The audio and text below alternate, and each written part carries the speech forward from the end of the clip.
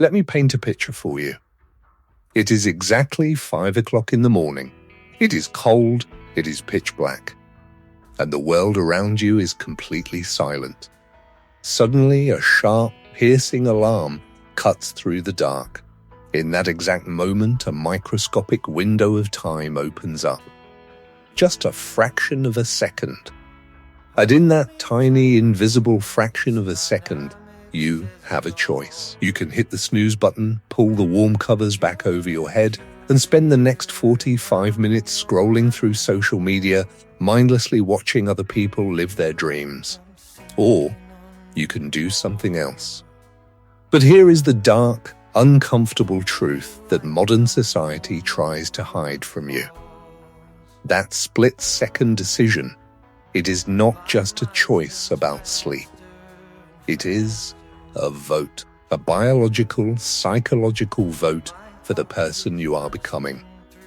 Every single morning, you are either consciously building your character up, or you are quietly, painlessly, and systematically dismantling your own self-respect.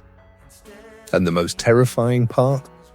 Most people don't even notice it's happening. I want you to look at your life right now with absolute, brutal honesty. No one is watching you. When was the last time you felt genuinely, deeply, and solidly in control of your destiny? Not just surviving the work week, not just reacting to emails, but actually steering your life in the direction you chose. For the vast majority of the population, that feeling of control is a myth. They are passengers in a vehicle driven by cheap dopamine, digital algorithms, and other people's expectations. But what if I told you that an unshakable calm, a mental fortress, has already been documented, tested, and proven on real battlefields and in ancient empires for over 2,000 years? This is not a motivational speech. I do not do empty hype. This is a clinical, psychological breakdown of 11 Stoic habits that will literally rewire your neural pathways. We are going to take the timeless wisdom of Roman emperors, battlefield generals, and shackled slaves, and turn them into a ruthless, modern blueprint for your daily life. If you stay with me until the very last word of this video, I promise you will never look at your morning, your room, or your relationships the same way again. Let us begin by shattering the first and most dangerous modern myth. Habit 1. The 8-minute mind fortress. Every generic self-improvement channel tells you the exact same thing. Wake up at 4 a.m. and start grinding. But the ancient Stoics believed in something far more profound. They believed in building an inner citadel before the world could even try to attack it. Marcus Aurelius, the emperor of Rome and the most powerful man on earth during his time, did not wake up to read war reports or sign financial decrees. He woke up before his household stirred, lit a single oil lamp, and wrote privately to himself in his journal. Those writings became the book we now call Meditations. He wasn't criticizing himself, he was examining his own mind. Modern neuroscience completely proves why this is vital. The moment you open your eyes, your brain operates in a theta wave state. This is a highly receptive, highly vulnerable state where your subconscious mind is like wet cement. And what is the very first thing you do? You grab your smartphone. You flood your theta state with toxic news headlines, stressful emails, and social media comparisons. It is the mental equivalent of planting destructive weeds in your garden before your seeds have even had a chance to take root. To defeat this, you do not need a Roman palace. You need exactly 8 minutes. The moment you open your eyes, before you touch your phone, you will execute the 8-minute mind fortress. First, minute 1 to 2. The shield of silence. Sit upright on the edge of your bed. No music, no podcasts, no movement, just breathe. Let your brain transition from sleep to waking in absolute, uninterrupted silence. Second, minute 3 to 5. The power of the pen. Open a physical notebook. Do not type this on a screen. Your hand must physically write on paper. Answer one question. What is the single task that, if accomplished today, makes everything else easier or irrelevant? This is not a to-do list. This is absolute, laser-focused clarity. Third, minute 6 to 8. Feeding the soul. Read one single page of a book that challenges your intellect. It could be Seneca, Epictetus, or Viktor Frankl.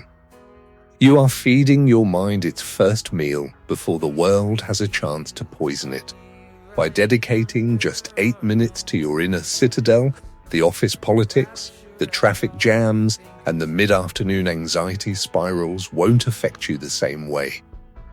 You have already chosen your mental frame before the world could choose one for you.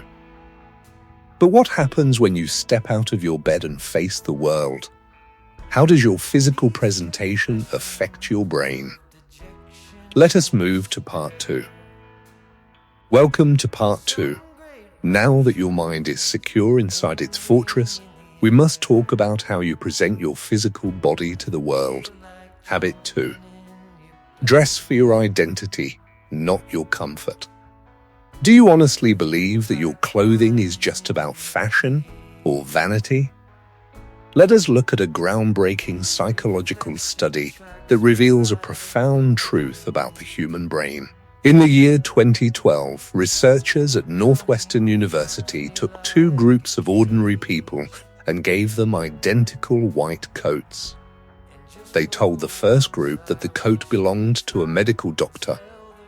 They told the second group that the coat belonged to a house painter. Both groups were then given highly complex, high-precision cognitive tests.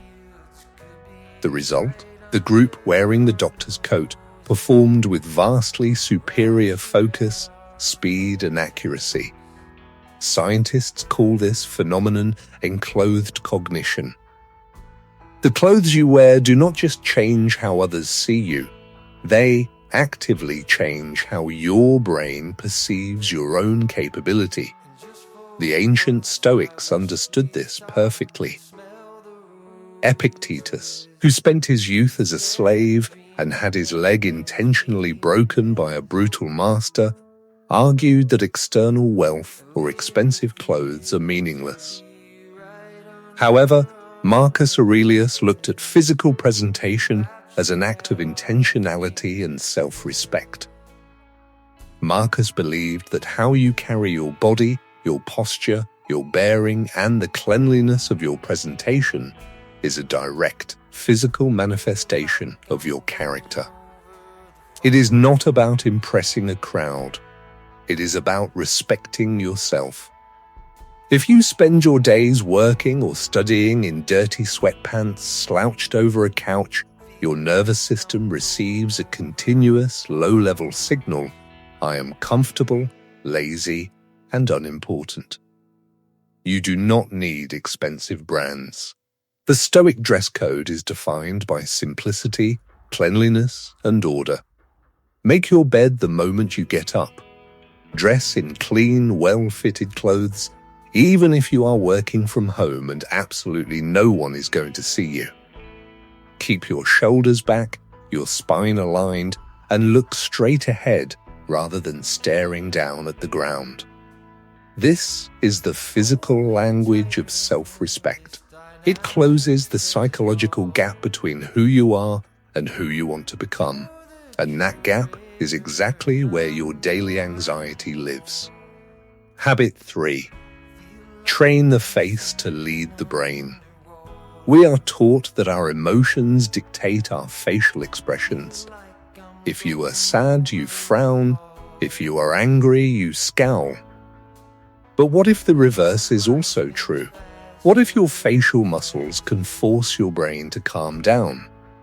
In psychology, this is known as the facial feedback hypothesis.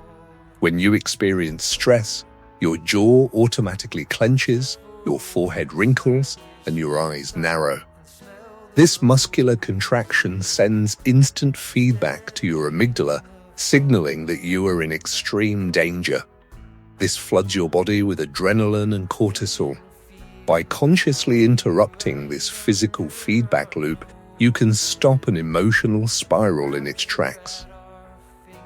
Consider the legendary story of Vice Admiral James Stockdale, who was shot down over Vietnam and spent over 7 years in a brutal prisoner of war camp. He noticed that the prisoners who broke first were the blind optimists, the ones who kept forcing a fake smile and saying, "We'll be home by Christmas." When Christmas came and went, their spirits shattered and they died of a broken heart. Stockdale survived by practicing radical Stoic composure.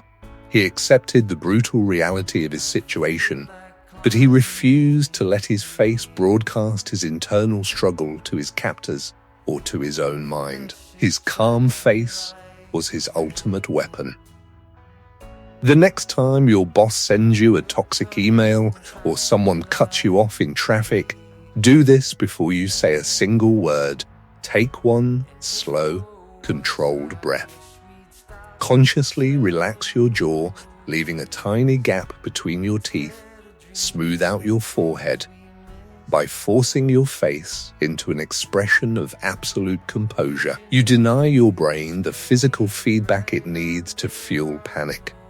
Composure is not coldness, it is the ultimate psychological shield. But what if your internal state is calm, yet your social environment is highly toxic? How do you protect your fortress from the people around you? Let us enter part 3. Welcome to part 3. Now we must address the people in your life. Because you can have the strongest mind in the world, but if you allow poison through your gates, your fortress will fall. Habit 4. Master the art of the closed gate. Let us look at a harsh, undeniable reality of human biology. Your brain is a social organ. Through a process called neural coupling, your brain waves literally synchronize with the emotional states of the people you spend the most time with. If you are constantly surrounded by people who complain, who gossip, or who live in a state of perpetual victimhood, your brain will adapt to their baseline. You will become cynical, unmotivated, and anxious without even knowing why. When Marcus Aurelius was emperor, his co-emperor, Lucius Verus, was a man of immense excess, laziness, and moral weakness. Marcus did not treat him with public cruelty or anger. He supported him and shared power with him generously. But Marcus kept an incredibly strict, metaphorical closed gate around his own personal circle. He never allowed Lucius's chaotic lifestyle to penetrate his own daily habits or values. The closed gate is not about acting superior, ghosting people, or causing unnecessary drama. It is a quiet, polite, and uncompromising boundary. Run an honest audit on the 5 people you spend the most time with. Do you feel mentally sharper or completely exhausted after talking to them? Do they talk about ideas and growth, or do they talk about other people and petty drama? If they drain you, you must politely close the gate. Stop replying to their texts instantly. Answer on your schedule. Decline invitations that do not align with your priorities with a simple, "I can't make it, but thank you." You do not owe anyone a lengthy explanation. Be exceptionally polite to the world, but keep your true time, your energy, and your trust reserved only for those who earn it. Habit 5. Become the eye of the storm. This protection allows you to practice the ultimate Stoic discipline. In the year 2009, Captain Chesley Sullenberger took off from an airport in New York. At 2,800 feet, his aircraft struck a massive flock of geese, causing both engines to lose power completely. He had exactly 208 seconds to save 155 lives. If you listen to the real cockpit voice recording, Sullenberger's voice is shockingly quiet. It is slow, measured, and entirely free of panic. He did not scream. He did not curse. He treated a catastrophic emergency like a simple math problem. He landed the plane safely on the freezing Hudson River. Everyone survived. When investigators asked how he remained so calm, he said it wasn't a trick he came up with in those 208 seconds. It was the result of 40 years of practicing deliberate calm in non-emergency daily situations. The emergency simply revealed who he had been building himself to be. The Stoics called this the view from above. When a crisis hits, your perspective naturally narrows. The problem fills your entire field of vision, causing panic. To train your mind to be the eye of the storm, you must run this precise 3-step protocol whenever stress strikes. First, the physiological sigh. Inhale deeply through your nose, take one more sharp, quick inhale to fully inflate your lungs, and then let out a slow, blowing exhale through your mouth. This instantly lowers your heart rate. Second, the naming practice. Do not say, "Everything is ruined." Say, "I am experiencing a temporary setback and I am feeling a biological stress response." This transfers control from your emotional amygdala to your logical prefrontal cortex. Third, the dichotomy of control. Ask yourself, what part of this situation can I physically control right now? If the answer is nothing, you allocate exactly 0% of your mental energy to it. Focus 100% of your power on your very next physical action. When the world around you is spinning in chaos, your absolute silence and calm will make you an anchor for everyone else. But to maintain this power, you must know exactly where your life is heading.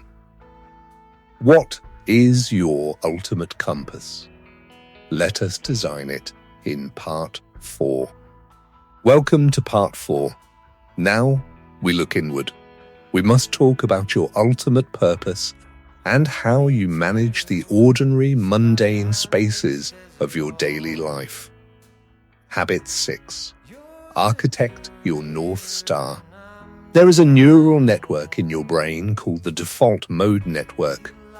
When you are not actively focusing on a task, this network automatically turns on, and it is biologically designed to worry, to compare you to others, and to generate feelings of deep inadequacy. This is an evolutionary survival mechanism, but in the modern world, it is a recipe for silent suffering. If you do not consciously give your mind a direction to travel, it will drift into the dark corners of this network.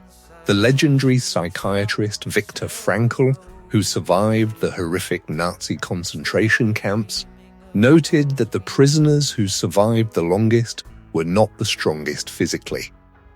They were the ones who had a clear, defined task waiting for them in the future. A book they had to finish, a child they had to raise, or a goal they refused to let die. A man can bear almost any how if he has a strong enough why. Most people are living borrowed lives. They chase things because their friends want them, or because an algorithm on their phone told them to. To build your North Star, take a blank page tonight and run the 10-year retrograde exercise. Imagine yourself 10 years from today. You are strong, financially secure, intellectually sharp, and completely at peace. Write down, what does this person stand for? What are their daily standards? Now write, what am I doing today that brings me closer to this person? And what am I doing that pulls me away from them? The gap between those two lists is where your daily discipline must begin. If you do not know what you are aiming for, you will spend your entire life reacting to everyone else's target. Habit 7. Turn mundane chores into your sacred training ground. Now let us address a critical habit that almost every modern self-help guide completely ignores. How does a true Stoic take care of and clean their physical home? An undisciplined modern mind views washing the dishes, sweeping the floor, or organizing a desk as a chore. A boring task to be rushed through so they can get back to staring at their phone. But to a Stoic, there is no such thing as a lowly task. The ancient philosophy teaches a profound truth. When you wash the dishes, you should only wash the dishes. If you wash dishes while thinking about your bills, your past, or your future goals, you are not present. You are living in a mental illusion. When you clean your room, treat it as the physical organization of your own mind.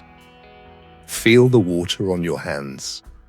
Notice the dust disappearing from your desk. Align your books and clothes with absolute precision. Your external environment is a physical mirror of your internal state. A person who cannot maintain order in their own bedroom cannot maintain order in their own mind. By turning daily chores into a practice of absolute mindfulness, you reclaim the beauty of the present moment. But how do you stand firm when the rest of society tries to push you off your path? And how do you use humor as a weapon? Welcome to part 5, the final chapter of your transformation. Now we bind all these habits together into an unbreakable circle of daily mastery. Habit 8. Plant your flag and hold the line. In the year 1951, social psychologist Solomon Asch conducted a disturbing experiment. He placed an ordinary subject in a room with several actors. They were shown lines of obviously different lengths and asked to identify the matching ones out loud. One by one, the actors deliberately gave an answer that was completely, obviously wrong. The result? 75% of the real participants conformed to the group. They gave an answer they knew was physically incorrect simply to avoid the social discomfort of standing out. This is a story about all of us. If you do not consciously resist this pressure, the crowd will slowly, quietly dilute your values, your ambition, and your integrity.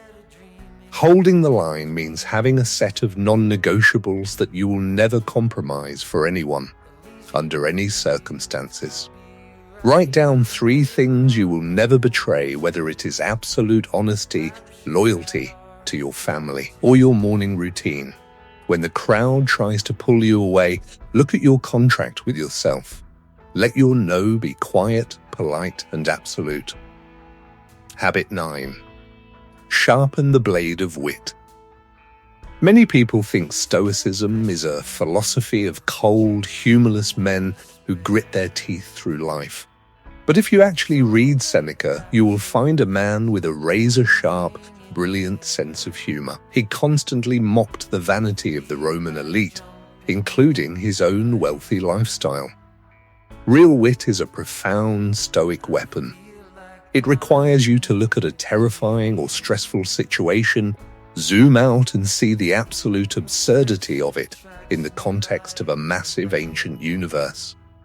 In cognitive therapy, this is called cognitive diffusion, creating space between yourself and your thoughts. When you can find something genuinely ironic or funny in a difficult situation, you instantly strip it of its power over you. Do not take your ego so seriously. Learn to laugh at your own mistakes and the chaotic nature of the world. The person who can laugh at the storm is the only one who can navigate through it. Habit 10. Give dignity, demand nothing.